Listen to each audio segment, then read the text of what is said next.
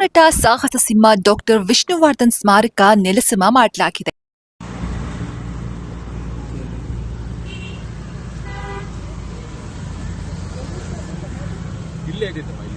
ಕಳೆದ 7 ವರ್ಷಗಳಿಂದ ನಡೆಸಿದ್ದ ಹೋರಾಟ ಕೊನೆಗೂ ಕೂಡ ಫಲಿಸಲೇ ಇಲ್ಲ. ನಮ್ಮೆಲ್ಲರ ನೆಚ್ಚಿನ ನಟನಿಗೆ 6 ಅಡಿ ಜಾಗ ಕೊಡದಷ್ಟು ಕಠೋರ ಮನಸ್ಥಿತಿಯಲ್ಲಿದೆಯಾ ನಮ್ಮ ಕರ್ನಾಟಕ ಎನ್ನುವ ಅನುಮಾನ ಕೂಡ ಸೃಷ್ಟಿಯಾಗಿದೆ. ಹಾಗಾದ್ರೆ ಏನಿದು ಸ್ಮಾರಕ ವಿವಾದ? ವಿಷ್ಣುದಾದನ ಸಮಾಧಿಯನ್ನ ನೆಲಸಮ ಮಾಡಿದ್ದಾದ್ರೂ ಯಾಕೆ? ಇದರ ಹಿಂದೆ ಯಾರ ಷಡ್ಯಂತ್ರ ಇದೆ? ಇವೆಲ್ಲವನ್ನ ಈ ವಿಡಿಯೋದಲ್ಲಿ ನೋಡೋಣ. ಅದಕ್ಕೂ ಮುಂಚೆ ನೀವು ನಮ್ಮ ಯೂಟ್ಯೂಬ್ ಚಾನೆಲ್ನ ಸಬ್ಸ್ಕ್ರೈಬ್ ಆಗದಿದ್ದಲ್ಲಿ ಈ ಕೂಡಲೇ ಸಬ್ಸ್ಕ್ರೈಬ್ ಆಗಿ. ಸ್ನೇಹಿತರೆ, ನಿಮಗೆಲ್ಲ ವಿಷ್ಣುವರ್ಧನ್ ಅಳಿಯ ಅನಿರುದ್ಧ್ ಗೊತ್ತಿದ್ದಾರೆ.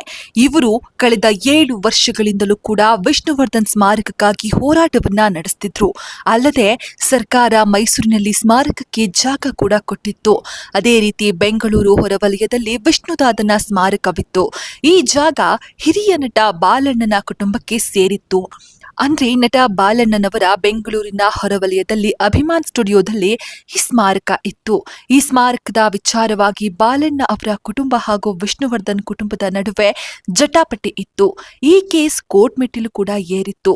ಅದೇ ರೀತಿ ಹೈಕೋರ್ಟ್ ಬಾಲಣ್ಣ ಕುಟುಂಬ ಒಪ್ಪಿದ್ರೆ ಸ್ಮಾರಕಕ್ಕೆ ಜಾಗ ನೀಡಲು ಹೇಳಿತ್ತು. ಆದ್ರೆ ಬಾಲಣ್ಣ ಕುಟುಂಬ ಇದಕ್ಕೆ ಒಪ್ಪಿಗೆಯನ್ನ ನೀಡಲೇ ಇಲ್ಲ. ಹೀಗಾಗಿ ಹೈಕೋರ್ಟ್ ಸೂಚನೆಯ ಮೇರೆಗೆ ಸಮಾಧಿಯನ್ನ ನೆಲಸಮ ಮಾಡಲಾಯಿತು. ಹೀಗಾಗಿ ಹೈಕೋರ್ಟ್ ಸೂಚನೆಯ ಮೇರೆಗೆ ರಾತ್ರೋರಾತ್ರಿ ಸಮಾಧಿಯನ್ನ ನೆಲಸಮ ಮಾಡಲಾಯಿತು.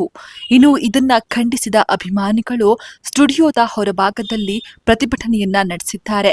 ರಾಜ್ಕುಮಾರ್ ಸೇರಿ ಇನ್ನಿತರ ನಟರಿಗೆ ಸ್ಮಾರಕಗಳಿವೆ, ಹೈಫೈ ಸ್ಮಾರಕಗಳಿದೆ ಅಂದ್ರೂ ಕೂಡ ತಪ್ಪಾಗಲ್ಲ. ಆದ್ರೆ ವಿಷ್ಣುದಾದನಿಗೆ ಮಾತ್ರ ಯಾಕಿಷ್ಟು ಅವಮಾನ?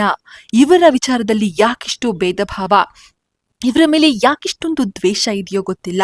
ವಿಪರ್ಯಾಸ ಅಂದ್ರೆ ಸಿನಿಮಾ ರಂಗದವರು ಕೂಡ ಈ ಬಗ್ಗೆ ಮಾತನಾಡದೆ ಇರೋದು.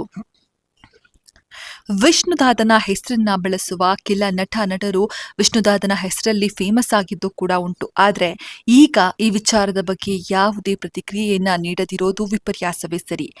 ಇದರಿಂದ ಅರ್ಥ ಆಗೋದು ಇಷ್ಟೇ, ಬದುಕಿದಷ್ಟು ದಿನ ಮಾತ್ರ ಮನುಷ್ಯನಿಗೆ ಬೆಲೆಗೆ ಹೊರತು ಸತ್ತ ಮೇಲೆ ಯಾವ ಬೆಲೆ ಕೂಡ ಇರೋದಿಲ್ಲ ಅನ್ನೋದು.